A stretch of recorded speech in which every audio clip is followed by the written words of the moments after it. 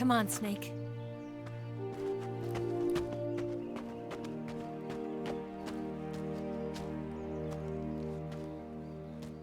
We made it.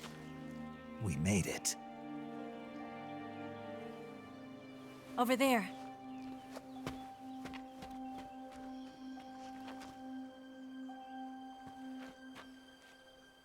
It's the boss, isn't it? I'll go get the wig ready to take off. Right. I'll leave you two alone. But come back in one piece, okay?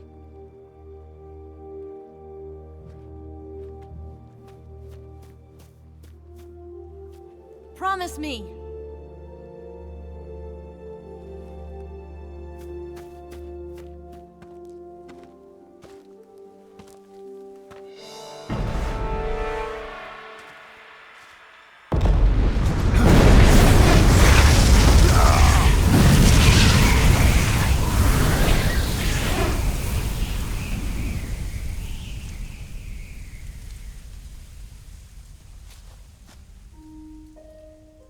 Life's end. Isn't it beautiful? It's almost tragic. When life ends, it gives off a final lingering aroma. Light is but a farewell gift from the darkness to those on their way to die. I've been waiting, Snake, for a long time. Waiting for your birth, your growth, and the finality of today. Boss. Why are you doing this? Why? To make the world one again. The world used to be whole. But with the end of the Second World War, the philosophers began to fight amongst themselves, and the world was torn apart. The Cobras, my comrades who trained and fought alongside me, were torn apart as well. The foibles of politics and the march of time can turn friends into enemies just as easily as the wind changes. Ridiculous, isn't it? Yesterday's ally becomes today's opposition, and this Cold War? Think back. When I was leading the Cobras, America and Russia were fighting together. Now, consider whether America and Russia will still be enemies in the 21st century. Somehow I doubt it. Enemies change along with the times, the flow of the ages, and we soldiers are forced to play along. I didn't raise you and shape you into the man you are today just so we could face each other in battle. A soldier's skills aren't meant to be used to hurt friends. So then what is an enemy? Is there such a thing as an absolute timeless enemy? There is no such thing, and never has been. And the reason is that our enemies are human beings like us. They can only be our enemies in relative terms. The world must be made whole again. The philosophers must be reunited. I will devote my skills to that purpose. And with the Colonel's money, I will achieve that end. Just as I once created the Cobras. They are my family. I may no longer be able to bear children, but I still have a family. It was November 1st, 1951. I was in the Nevada desert participating in atomic testing. The name Nevada is derived from Spanish, covered in snow, white as snow. And snow is exactly what I saw in that Nevada desert. It froze my blood white. Snake, you were an atomic test subject, weren't you? On Bikini Atoll. That's part of the reason I was drawn to you. You and I are alike. We're both slowly being eaten away by the karma of others.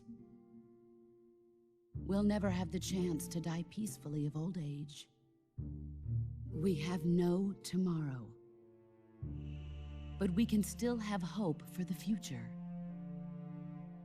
In 1960, I saw a vision of the ideal future from space. 3 years earlier, the Soviet Union had succeeded in launching Sputnik, the first man-made satellite in history, into orbit. This came as a huge shock to the United States.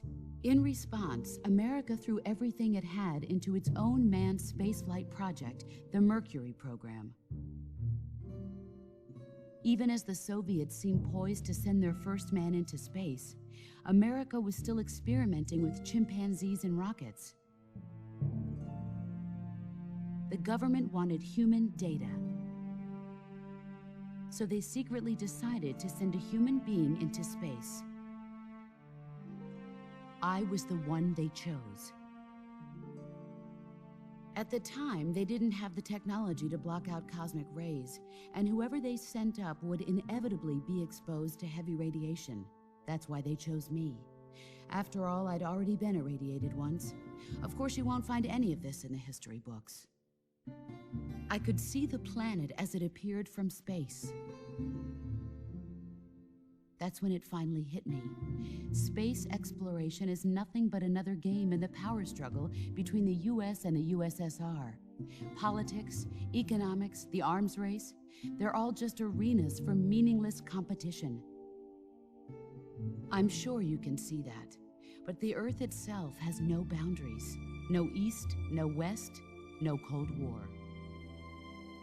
And the irony of it is, the United States and the Soviet Union are spending billions on their space programs and the missile race, only to arrive at the same conclusion.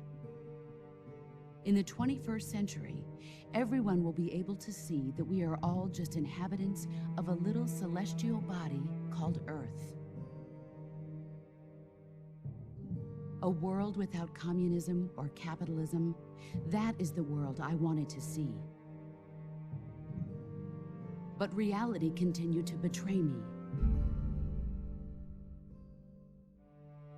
In 1961, I was sent to Cuba, to Bahia de Cochinos. It was part of a CIA-sponsored invasion under the guise of taking Cuban exiles back to their country. But the US government betrayed them.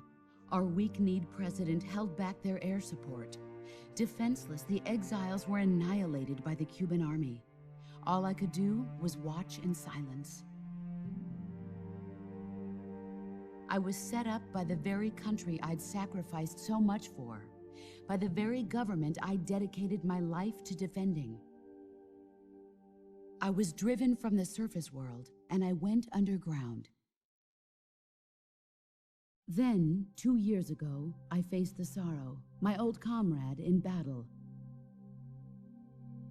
He was my friend. But one of us had to die. I was left with no choice. The sorrow gave his life for me. There is no enmity between us. One must live, and one must die. That was the mission. The ones who gave me that mission were the philosophers. Early in the 20th century, the true holders of power in the United States, the Republic of China, and the newly formed Soviet Union gathered together in a secret meeting that would later be known as the Wise Men's Committee. The secret pact they formed there marked the beginning of the philosophers. But the last of the original members died in the 1930s. After that, the organization began to run out of control, and the Wise Men's Committee degenerated into a mere shell of its former self. The philosophers of today have no sense of good or evil. Their influence extends to countries and organizations involved in every aspect of every war. They have become war itself. That's how they operate. The sacrifices of war cause a shift in the times. This shift leads to renewed conflict, and in turn triggers the next war. Like a nuclear chain reaction, each conflict sparks countless others, forming an endless spiral that will continue on for eternity. Do you understand what I'm saying, Snake? By consuming me and you, the philosophers intend to keep that cycle going forever. It was my father who explained all of this to me. He was one of them. You see, I am the last remaining child of the philosophers. But after he revealed the truth, my father was killed by that same shapeless, formless organization. And my father isn't the only thing the philosophers have taken from me.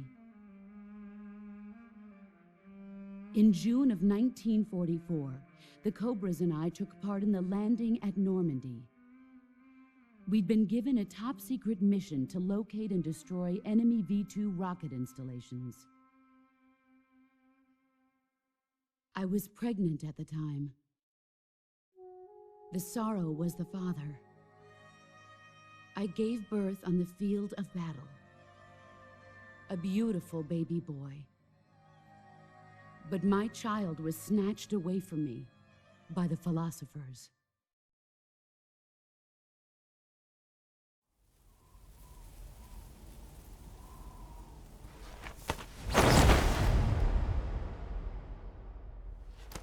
Look at this scar. This is proof that I was once a mother. I gave up my body and my child for my country. There is nothing left inside me now. Nothing at all. No hatred, not even regret. And yet sometimes at night, I can still feel the pain creeping up inside me, slithering through my body like a snake.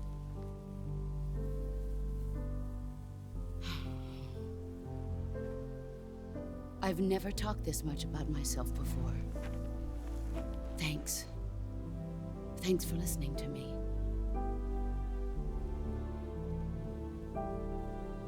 I feel content. Snake, commence the operation. I raised you. I loved you. I've given you weapons, taught you techniques, endowed you with knowledge. There is nothing more for me to give you. All that's left for you to take is my life, by your own hand. One must die, and one must live. No victory, no defeat. The survivor will carry on the fight. It is our destiny. The one who survives will inherit the title of boss. And the one who inherits the title of boss will face an existence of endless battle. I'll give you 10 minutes. In 10 minutes, MiGs will come and bomb the hell out of this place. If you can beat me in less than 10 minutes, you'll be able to escape in time. Let's make this the greatest 10 minutes of our lives, Jack. Boss. You're a soldier. Finish your mission. Prove your loyalty. Face me. Here I come.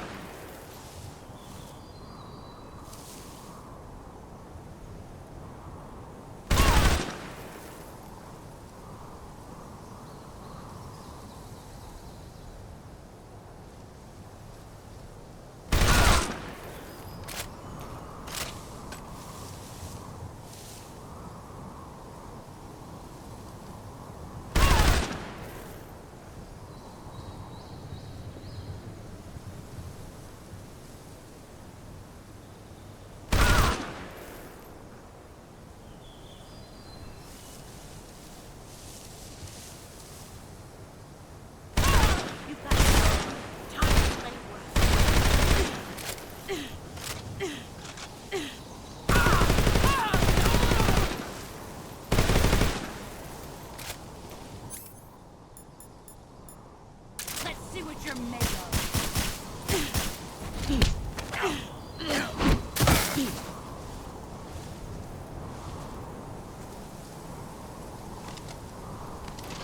Nice try.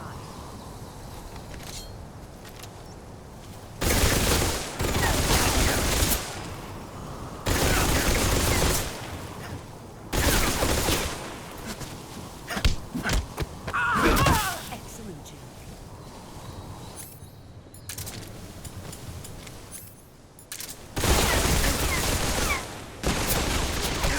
See what you're made of.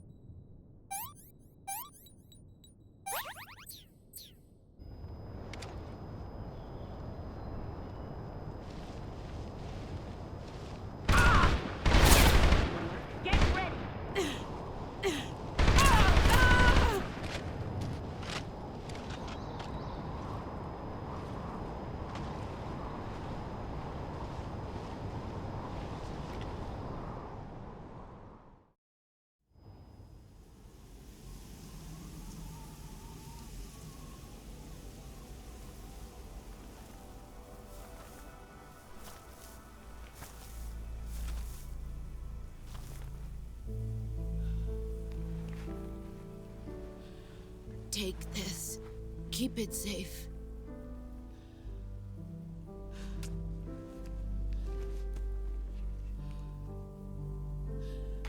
It's our only hope.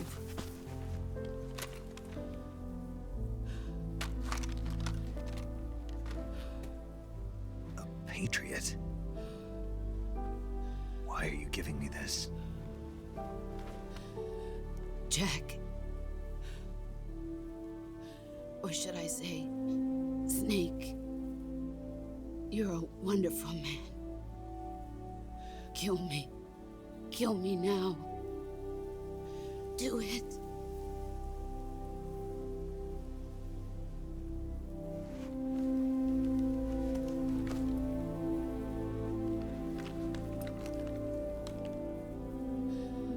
There's only room for one boss and one Snake.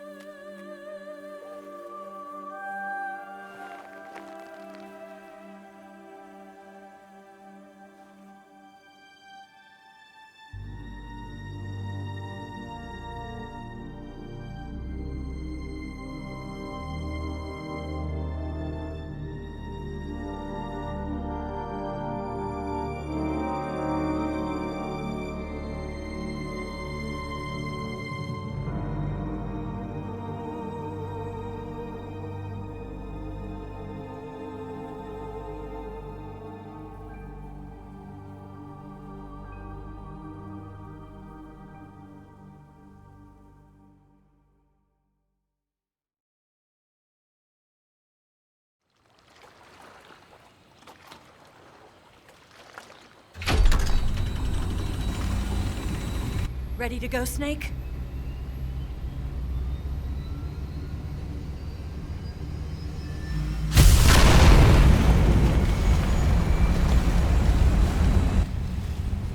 Are you okay? Snake? Yeah.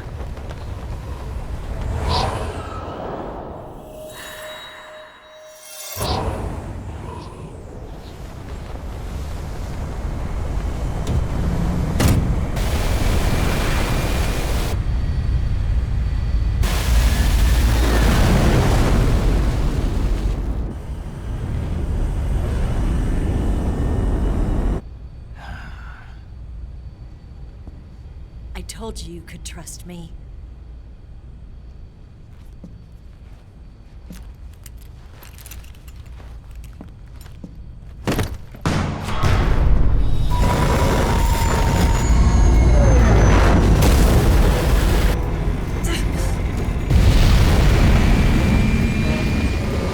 Snake!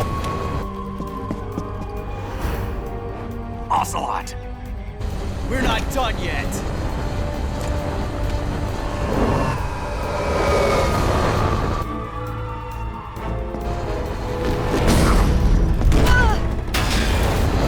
Damn!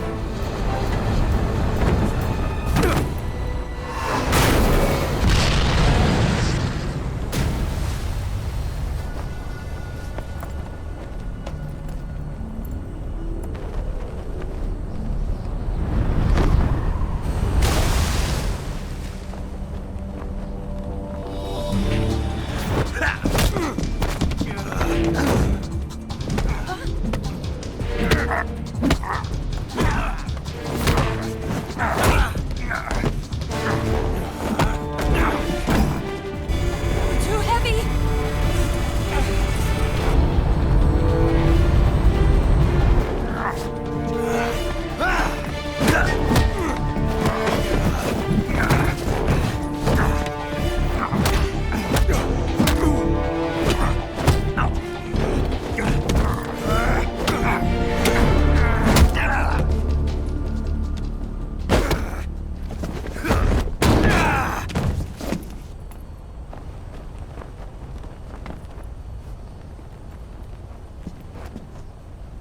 Snake, try to remember some of the basics of CQC.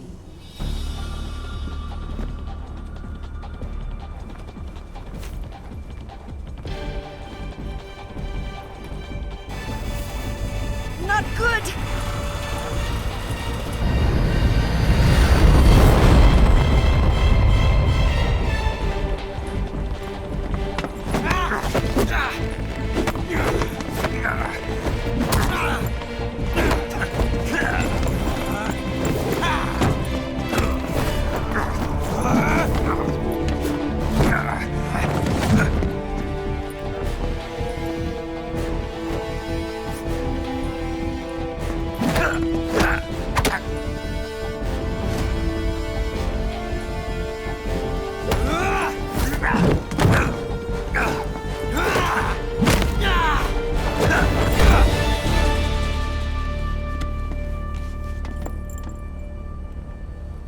I picked up a few new moves.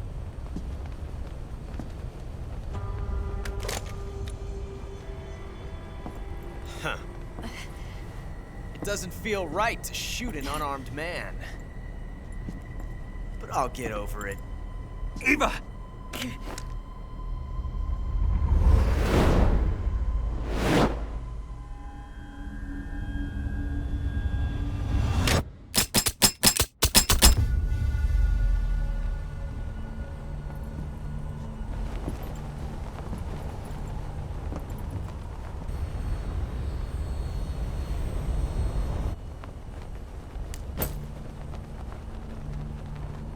What do you say to one last showdown? Yeah, all right.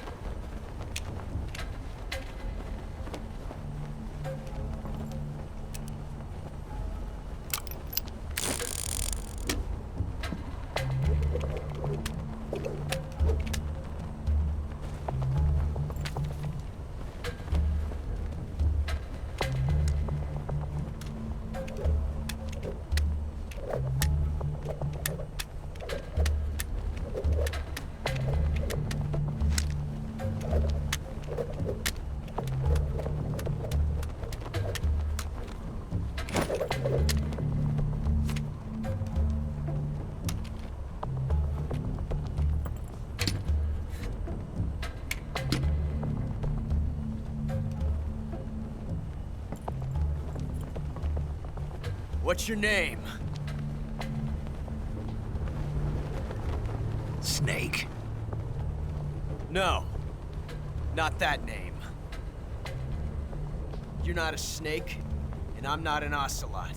We're men with names. My name is Adamska. What's yours?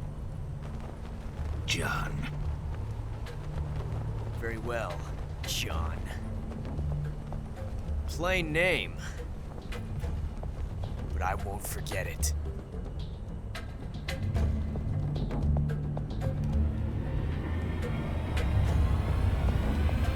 Come on!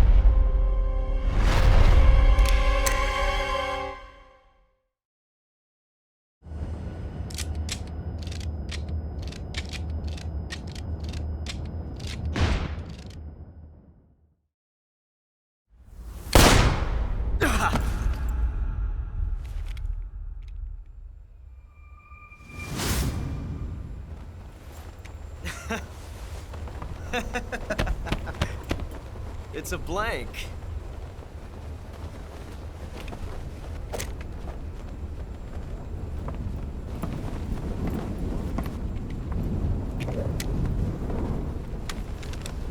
Ah, that was fun. Till we meet again, John.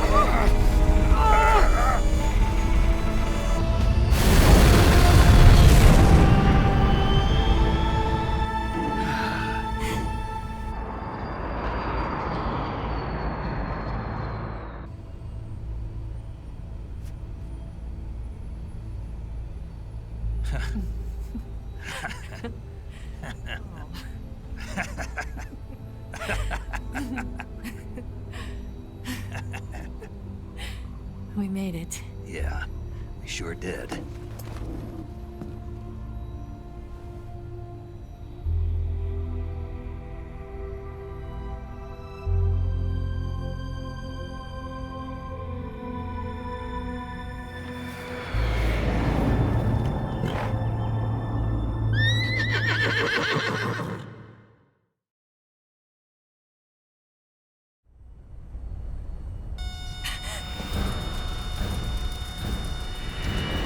Oh no, Migs!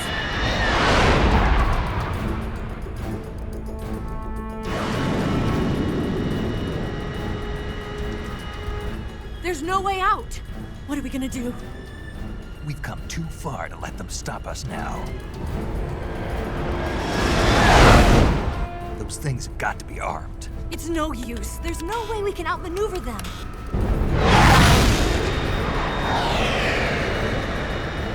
They're gonna shoot us down. We were so close. Weapon systems on. Locked on target. I got towed. You were great, Eva. Huh? Thanks.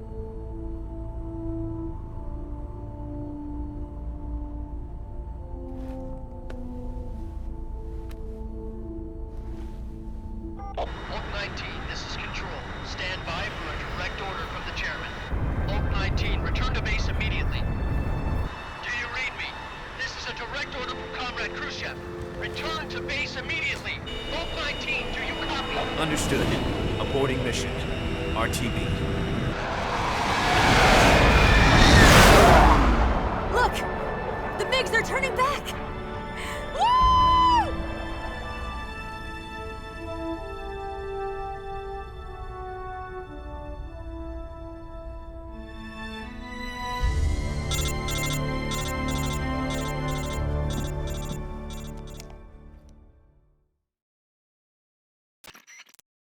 Well done, Snake. The MiGs disengaged. Most likely under orders from Khrushchev. Was this his way of helping us? Who knows? Maybe he didn't want things to get messier than they already are. Or maybe he just wanted us to owe him one. The important thing is, you made it out alive. As long as Khrushchev is with us, I don't think they'll be coming after you. It should be smooth sailing all the way to Alaska. I'm sending someone out to Galena Base to meet you. To meet me? The DCI and the President himself are waiting at Langley. Don't keep them waiting.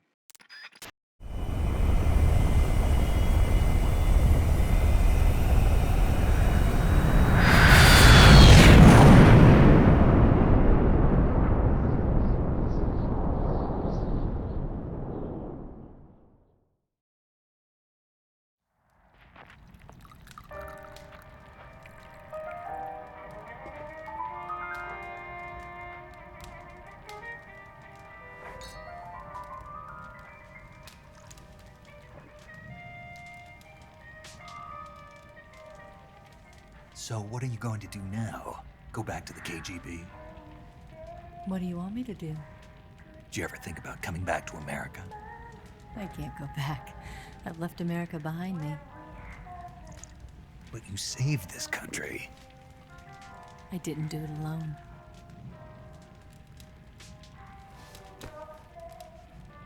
And I still owe you a dinner.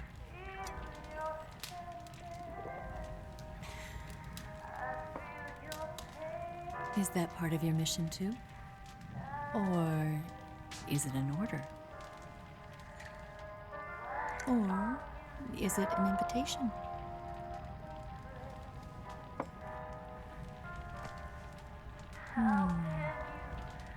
Or a proposal? I don't take orders from anyone now.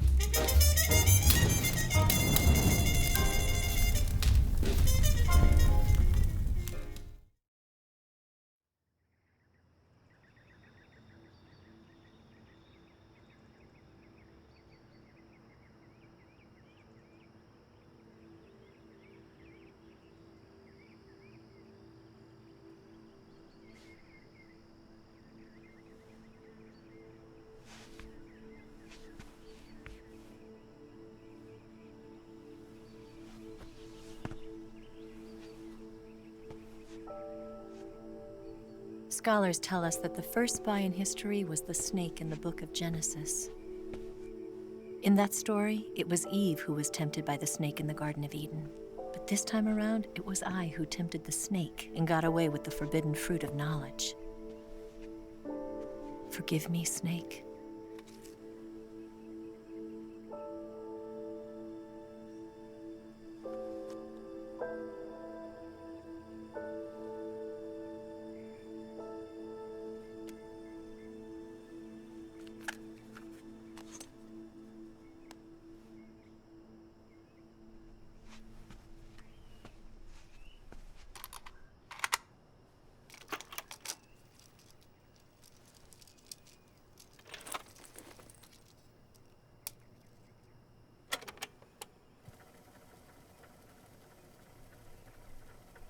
Good morning, Snake.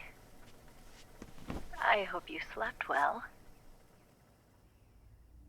First of all, I have to apologize. I wasn't sent by Khrushchev. I'm not a KGB spy, and I never worked for the NSA. I'm an agent of the People's Republic of China for the General HQ 2nd Department of the People's Liberation Army. It was all a lie.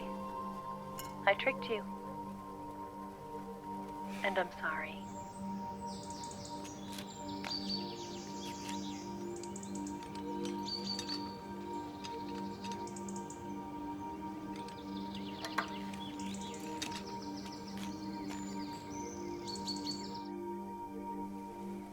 The philosophers still exist in China, too. You see, my mission was to find out where Volgan was hiding the philosopher's legacy and steal it. So I infiltrated his base as a KGB spy. The 2 NSA codebreakers who defected in 1960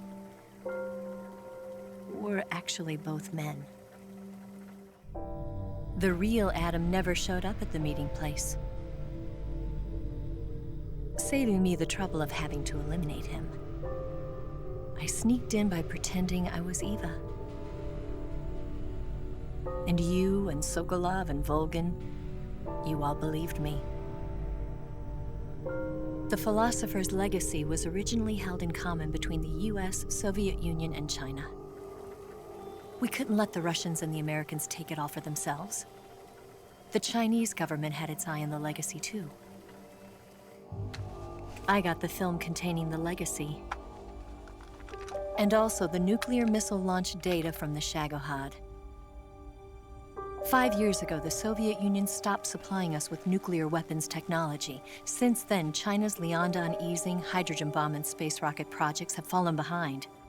But with this data, our country will be able to develop its own nukes. We'll create a deterrent force to rival those of the US and Soviet Union. Everything has gone according to plan, thanks to your help. I too am one of the philosophers. I'm an agent of the philosophers, a graduate of one of their charm schools. I was raised in a joint US-Soviet-Chinese facility to become a sleeper agent. This was before the war. Back then, they were collecting children from all over the world.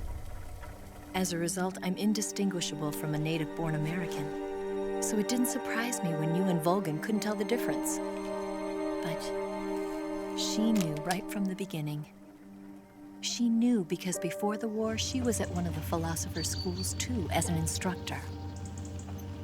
The boss was the only one I couldn't fool. She was the only one who knew I was a fake. She told me everything. Why did she open her heart to me like that? At the time, I couldn't understand it. But now, I think I do. Snake.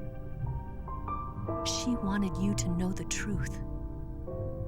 She chose me to tell you. That's why she saved my life. I've lied to you so many times, but not this time.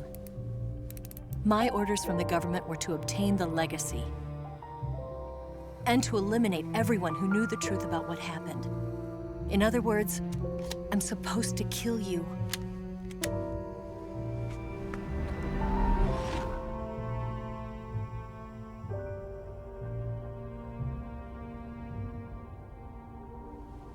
But I can't do it. Not because we loved each other. And not because you saved my life. But because I made a promise to the boss. And I intend to keep it. I just wanted you to know. And you have to live.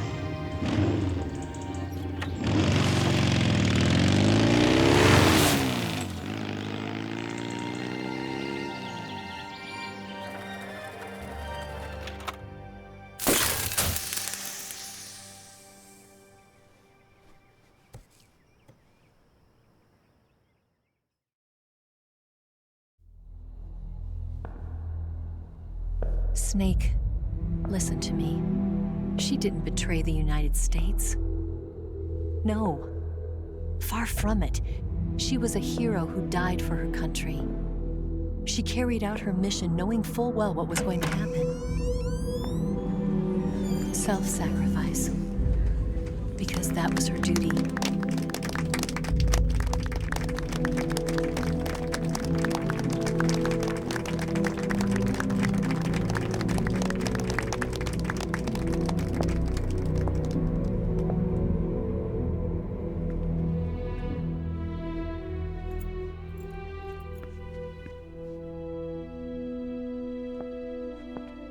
You are above even the boss. I hereby award you the title of Big Boss.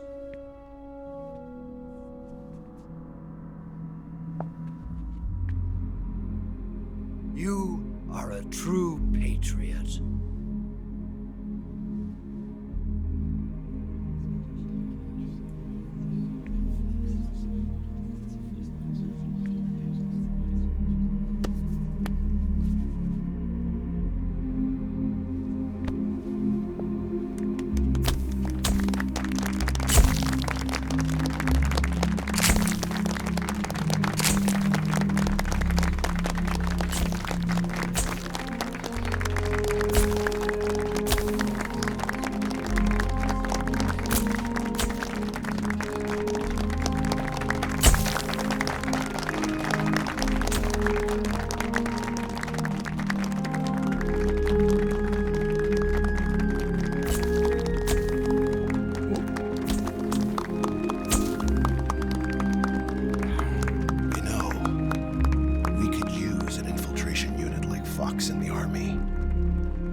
Someone like him to handle our top secret sneaking missions for us.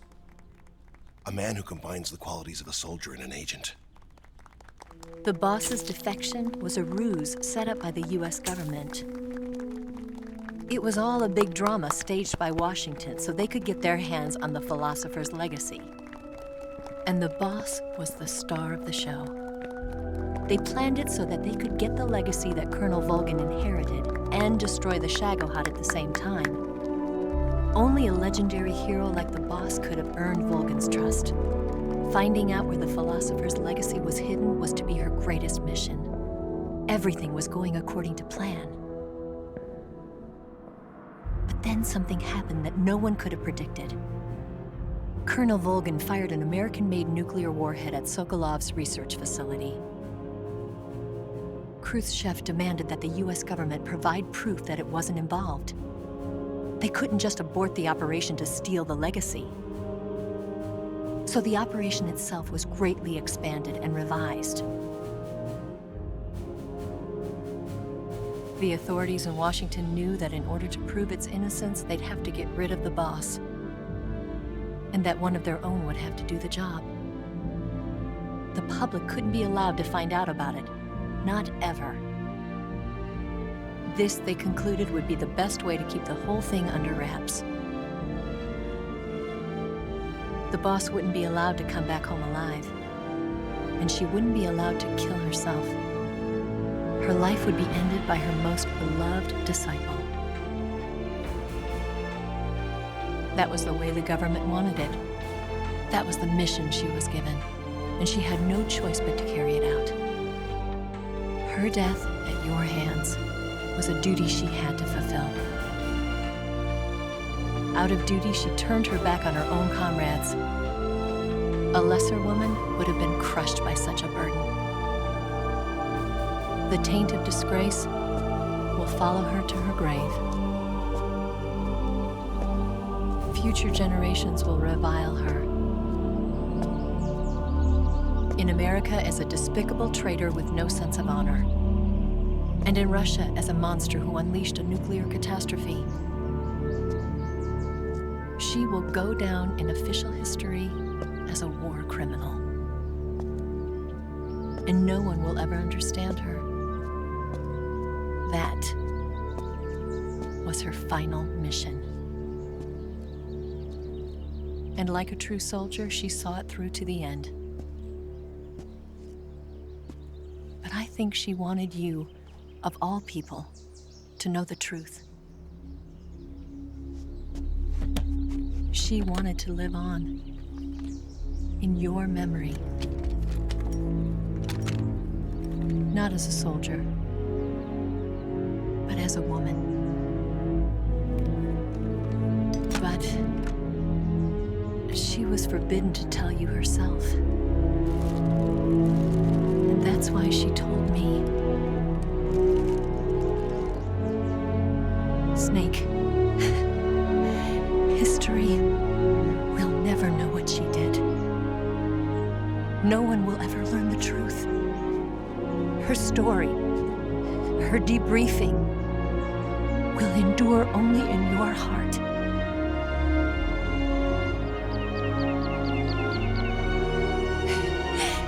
Everything she did for her country. She sacrificed her life and her honor for her native land. She was a real hero.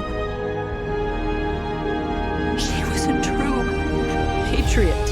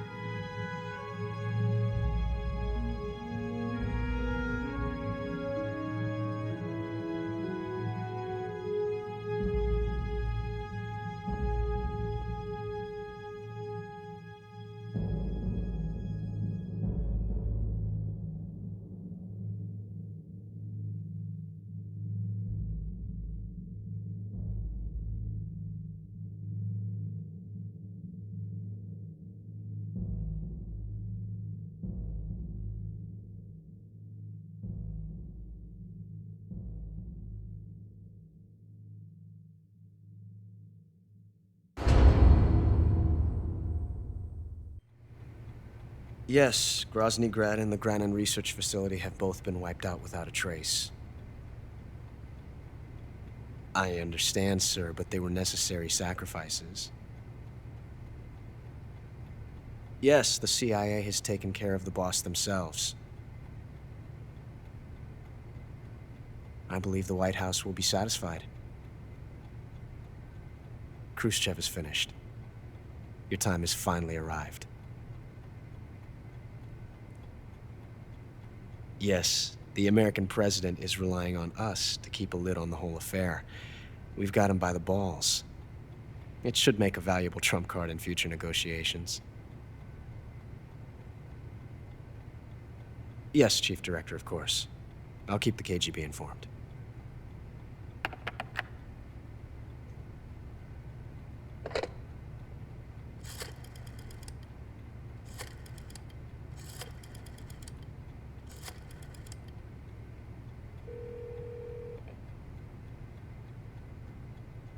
Yes, it's me. The boss has accomplished her mission. The philosopher's legacy is now safely with us, in America's hands. With this money, yes, the philosophers can finally be revived. The film we handed the Chinese was a fake. Peking must be in an uproar right about now. I'm afraid so. Only half the money has made it back to the United States.